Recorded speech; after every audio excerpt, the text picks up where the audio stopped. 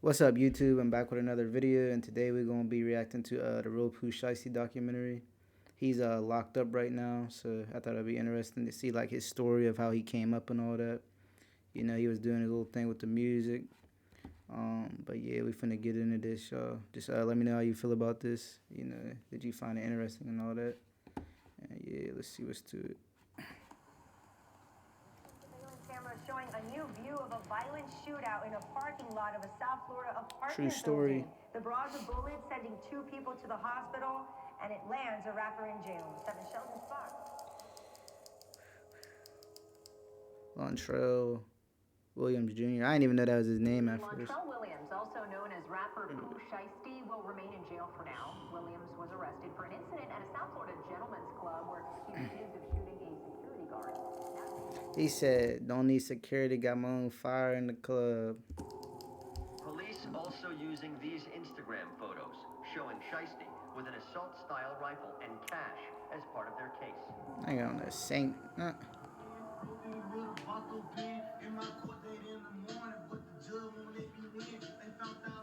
He was pretty wavy at picking beats. He had some decent joints. Lontrell Williams Jr. was born November 8, 1999 in Memphis, Tennessee. The murder rate in Memphis His birthday just passed not too long ago. And he not that much older than me. Up every year for the past 5 years straight, ranking it one of the worst cities in the United States, specifically being raised in the Cane Creek apartments on the south side, a place that's no stranger to poverty and violence. 3 killed Lontrell after grew shooting. up with both parents, but was exceptionally close with his dad, who was known as Mob Boss. His dad didn't earn that name for nothing. Dang, his dad was really out there for real. He was a known gang member in Memphis and the founder of the record label Mob Ties. Mom, on the other hand, was more the nurturing kind and gave Lontrell the nickname Mr. Pooh at a young age. Hey, Pooh yeah. being heavily influenced by his environment, he watched his dad gain status in the streets. He looked up to him like an OG or a brother, rather than his father. Mob Boss would take Pooh to the studio with him when he was young, but he was more interested in playing ball than He ever said like a brother. rapping. Attending Hamilton Middle School, he joined the 6th grade basketball team and had hoop dreams he planned on achieving one day. This didn't last long though, as his behavior wasn't Hey, yo, focused he young as hell in that. That's probably like 5th, 6th grade or something. around school, but rather being as bad as possible. He stopped showing up to practice and was kicked out of school so many times there was no way the coach would let him play. While his focus was shifting more and more to what the streets of Memphis had to offer, his dad was also making plays. The Mob Ties label was making moves in the city with their artist named Miscellaneous. But the hip-hop scene in Memphis had been split, causing beef between rappers for almost 20 years.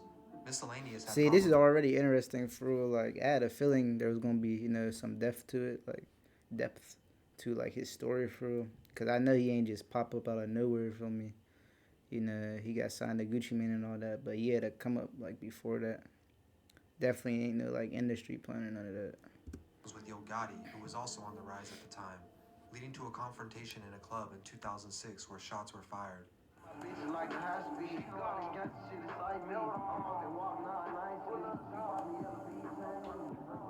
Three people were either hurt or killed during the altercation, putting Mob Tie's biggest artist behind bars and getting Pooh's dad supervised parole. Damn. While on parole, his dad was forced to grind in the streets even more for money, now that Miscellaneous was gone. Although he thought he was moving under the radar, the cops were already monitoring the trap house he and his crew operated at for months. Eventually, police made a move on the abandoned building. That's what they be doing. They'll watch you for a while until they really have some. I mean, it depends. Like regular cops, sometimes they just go into it, but the more like higher up cops and FBI and all that, they watch you and study like how the plays is happening and all that for me. Busting down the doors while Mob Boss and a few others were inside. Some of them ran and jumped out the window, but Pooh's dad was caught in the kitchen before he could make a move. Police found substantial amounts of weed, cocaine, and $10,000 cash in the building. With his dad now serving time in federal prison, Pooh was unsupervised and he could now engulf in the street life. At age 11, he spent 4 months in juvie and was forced to wear an ankle monitor, but this wasn't enough to scare him. Fighting, robbing, and finessing people, he gained the rest of his nickname. His friends now called him Pooh Shiesty. Shiesty.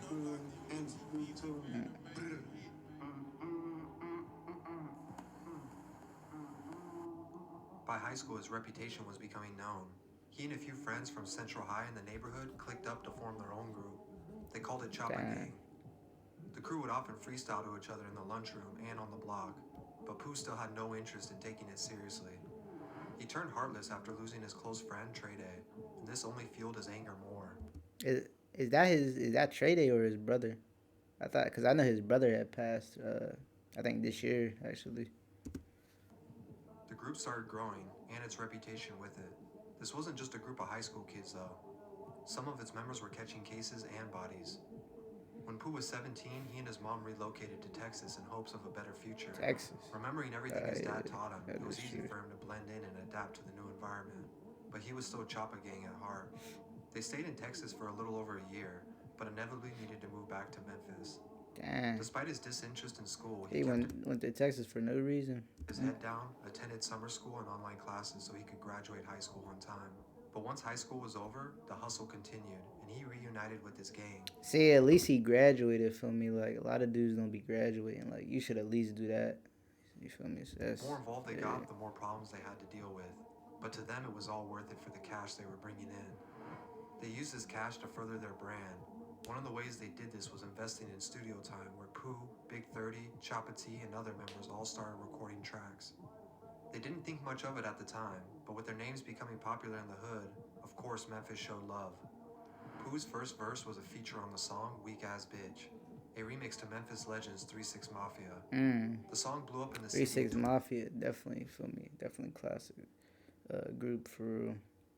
If y'all ain't never heard them, check them out. They got some real bangers.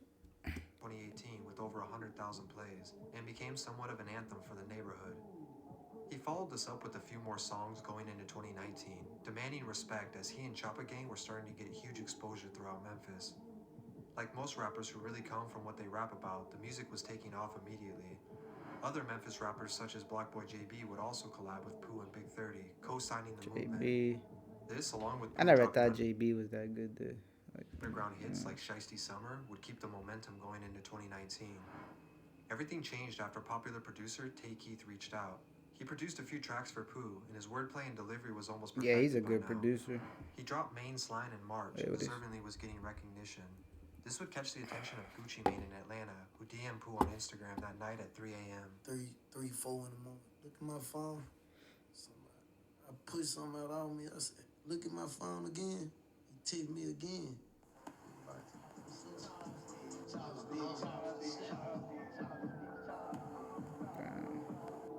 Pooh was in bed with a female, but left immediately back home to show his dad, who was finally home from prison.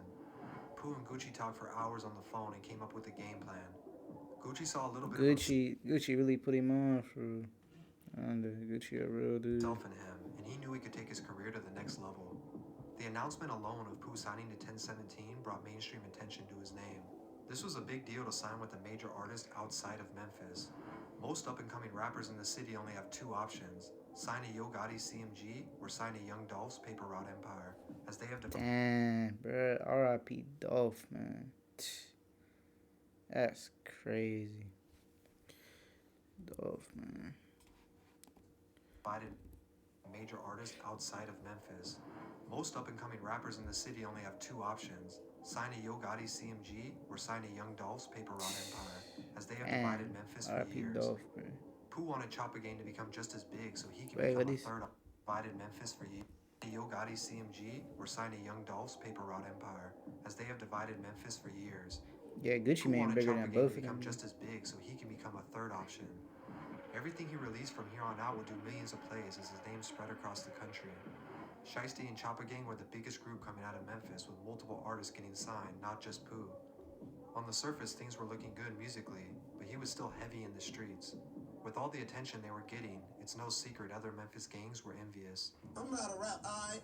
If y'all think this on some rap beat shit, or we rapping or going back and forth, I'm through. I retired. I ain't making no more songs. He said rap.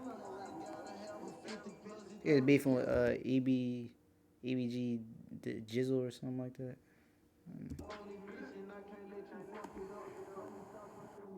Pooh and a rapper named Big Boogie from the north started beefing, but Pooh claimed he had pulled up on Boogie and pressed him about the issues. Nonetheless, this didn't solve anything and only escalated it. Only a few days later, Boogie's concert was shot up and caused 2 deaths, one being a female who was good friends with Boogie and on stage with him at the time. This back and forth would go on for months as Pooh's name was getting bigger, along with the target on his back. While in Miami, he was involved in a shooting/robbery in a parking lot after trying Oh yeah, I remember that joint. Yeah, when they had that little shooting, he got down on dude, Honda. buy weed and designer shoes. He wasn't hurt though, and he sped off in a McLaren and left Florida in a private jet, avoiding his arrest. Like nothing happened, he was in different states selling out back-to-back shows. On one Damn, of his trips to Atlanta, he booked a session at a popular studio where mainstream artists recorded at. It was here that he exchanged numbers with Lil Durk. The two met up again at the Dirk, same studio yeah. a week later by coincidence.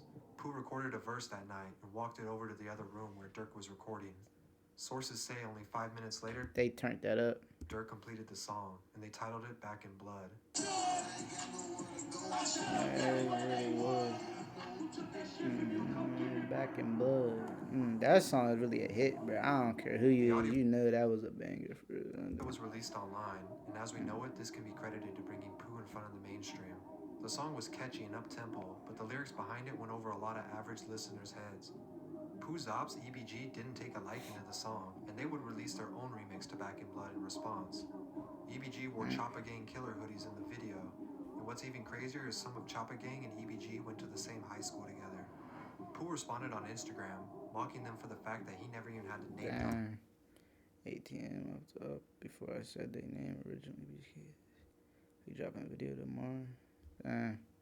Up their gang to get views, and he said he would drop the Back in Blood music video the next morning. After the video came out, the song only became more popular, and with copyright issues, EBG's version was taken down. Pooh clearly was making his ops look dumb. That John is at like 200 mil now. So now singing the lyrics to his song. The main rapper from EBG named Jizzle was shot in the arm. They said this was retaliation for the diss records he had been putting out. He survived the attempted killing, but it was clear Pooh was willing to risk his entire career in order to stay real. It can be hard to leave the street mentality behind, despite making it off the streets of Memphis and into a mainstream rap career. he still had that mentality. Because it's fake to rap about it, but not be about it. And Pooh made that clear.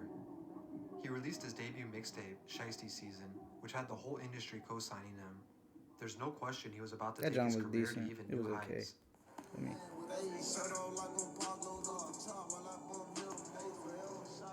Only 6 months after releasing his biggest song, he was being considered a frontrunner in the industry. While this is happening, he definitely was next up for like to be like pretty big. Under investigation for the shooting in Miami the year before. Police were building a case against him after a bag filled with cash fell out of his McLaren the day of the shooting. They ended up matching the serial numbers of a $100 bill to one Pooh had posted on Instagram. With enough evidence to warrant his arrest, Shiesty was being forced to turn himself in. Despite the warnings of friends and people around him, Pooh is now potentially facing life in prison. Life. He's being held with no bond until his court date later this month, leaving the future of his rap career in question. That's crazy. You got something special, take advantage of it. Don't disrespect your blessings and position yourself so you can position your family. I'm gonna check out that Young Dolph one too, feel me? But yeah, that's let me know what y'all thought about that. Fuck right now. The chains and jewelry, that's cool. All that shit cool. Right. The chicks that's on your dick, everybody, oh, boo, yeah, that shit cool. Let something happen to you. Real shit, bro. Who was that speaking? He sound familiar, but he's speaking some real stuff, man. You feel me? Pooh Shiesty should have been smarter, bro. I ain't gonna cap to you. Like, he definitely could have played it different.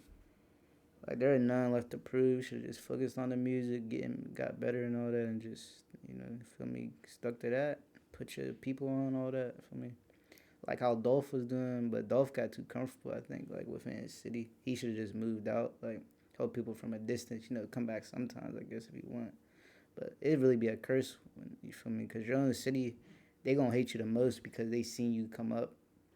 And, you obviously ain't taking care of everybody. Like, you helping your people, but the other people, they just watching you come up and turn up on them for real. So that's why they say, like, your own city will hate the most. Because obviously a different city has nothing to do with you. They didn't see you come from nothing to something.